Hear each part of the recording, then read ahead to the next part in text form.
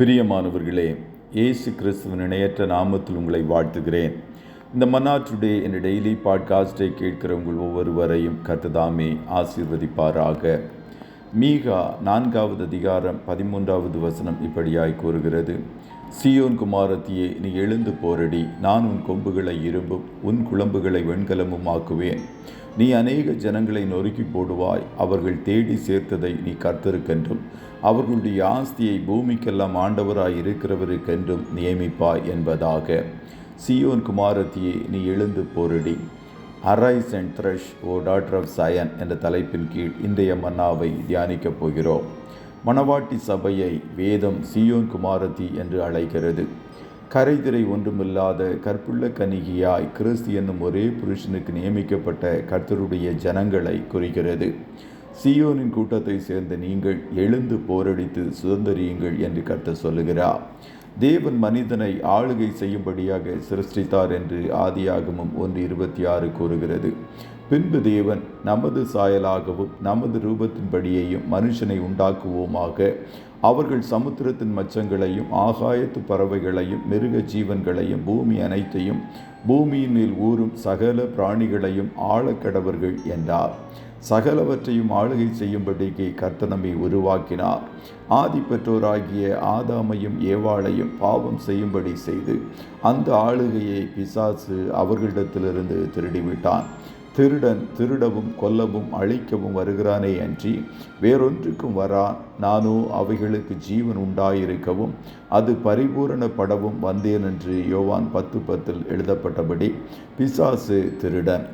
அவன் உங்கள் ஆரோக்கியத்தை திருடி விடுவான், குடும்ப சமாதானத்தை திருடி விடுவான், ஐஸ்வர்யங்களை திருடி விடுவான்.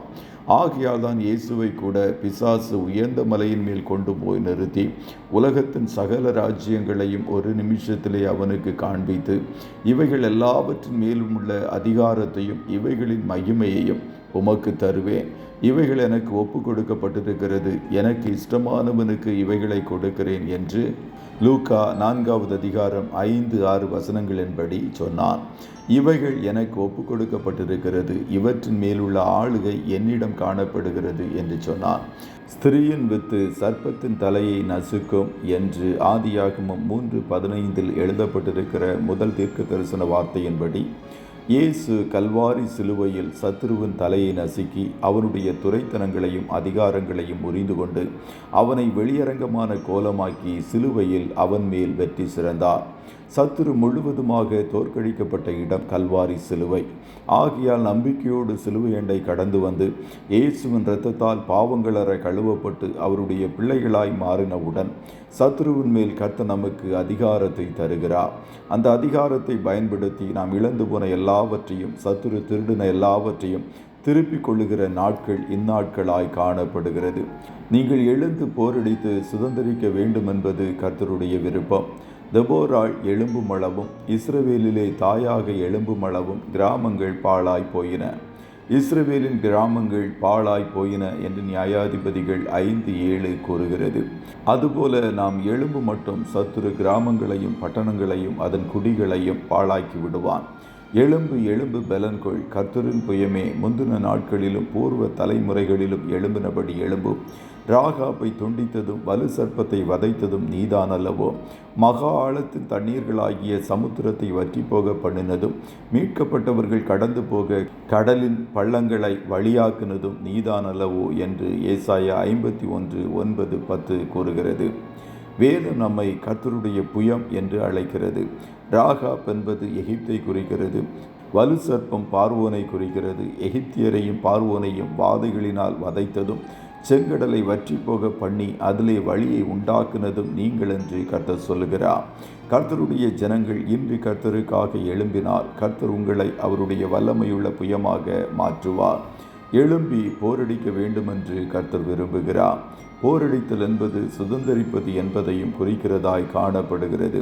போரடிக்கிறதற்கு நான் உன்னை புதிதும் கூர்மையுமான பற்களுள்ள எந்திரமாக்குகிறேன் என்று கர்த்தர் வாக்களிக்கிறார். எழும்பி போரடித்து யுத்தம் செய்து சத்துரு திருடன எல்லாவற்றையும் திருப்பிக் கொள்ளுங்கள். கர்த்ததாமே உங்கள் ஒவ்வொருவரையும் ஆசீர்வதிப்பாராக. ஜெபம் செய்வோமா. நல்ல தகப்பனே, உம்மை நன்றியோடு துதிக்கிறோம். இந்த மன்னாட்டுடைய டெய்லி பாட்காஸ்டை கேட்கிற உடைய பிள்ளைகள் ஒவ்வொருவரையும் கர்த்தர் நீர் ஆசீர்வதிப்பீராக. தகப்பனே, உடைய பிள்ளைகள் ஒவ்வொருவரையும் நீர் சீயோனின் கூட்டமாய் பார்க்கிறீரே, அதற்காய் ஸ்தோத்திரம்.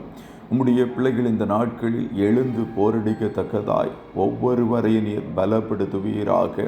சத்துரு திருடன எல்லாவற்றையும் உம்முடைய பிள்ளைகள் நூறத்தனையாய் திருப்பிக் கொள்ளும்படி கர்த்தர் செய்வீராக.